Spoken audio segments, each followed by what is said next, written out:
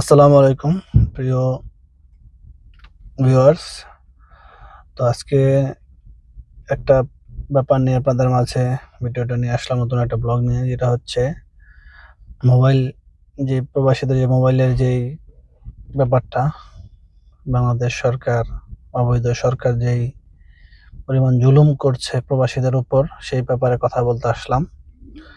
বিশ্বের কোথাও 57% ট্যাক্সে মোবাইল ইম্পোর্টাররাও ইম্পোর্ট করে না। আর সাধারণত আমরা তো কষ্টে করা হাজার হাজার লক্ষ লক্ষ টাকা খরচ করে প্রবাসে আসি, পরিবারের জন্য 2 বছর 3 বছর পর যাওয়ার পর একটা দুটা মোবাইল নিয়ে যাই। তো 57% ট্যাক্সটা হচ্ছে এক প্রকার জুলুম প্রবাসীদের জন্য এবং সকল বাঙালিদের জন্য, শুধু একমাত্র প্রবাসীদের না, সকল বাঙালিদের জন্য, প্রত্যেক যারা মোবাইল ইউজ করেন প্রত্যেকের উপর এই ব্যাপারটা। যারা বলছে যে এটা করলে মোবাইল চুরি বন্ধ হয়ে যাবে, ভাই, যে দেশে মোবাইল এই সিস্টেম নাই ওই দেশে কি মোবাইল চুরি বন্ধ করতেছে না তারা? ওই দেশে কি মোবাইল চুরি হচ্ছে? মোবাইলকে তারা কেউ খুঁজে পাচ্ছে না? কথা হচ্ছে এটা টোটালি বাঙালিদের উপর।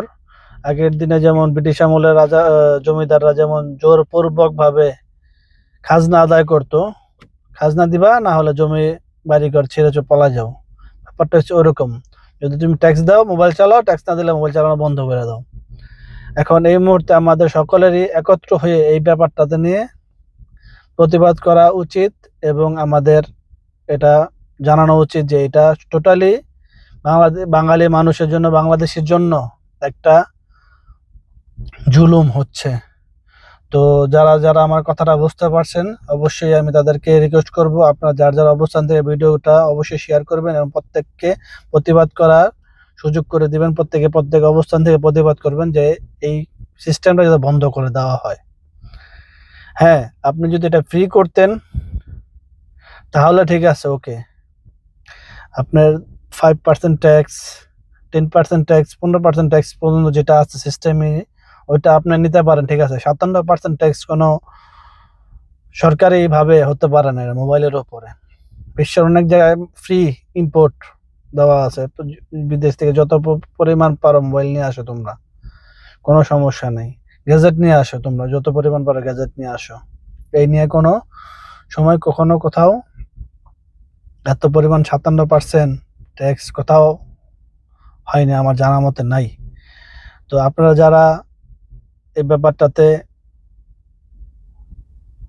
আগ্রহ প্রকাশ করছেন, অবশ্যই আপনাদের অবস্থান থেকে প্রতিবাদ করবেন এবং সবাইকে ভিডিওটা শেয়ার করে সবার কাছে পৌঁছে দেবেন, যাতে সবাই এই ভিডিওটা দেখে প্রতিবাদ করার উৎসাহ পায়। ধন্যবাদ, ভালো থাকবেন।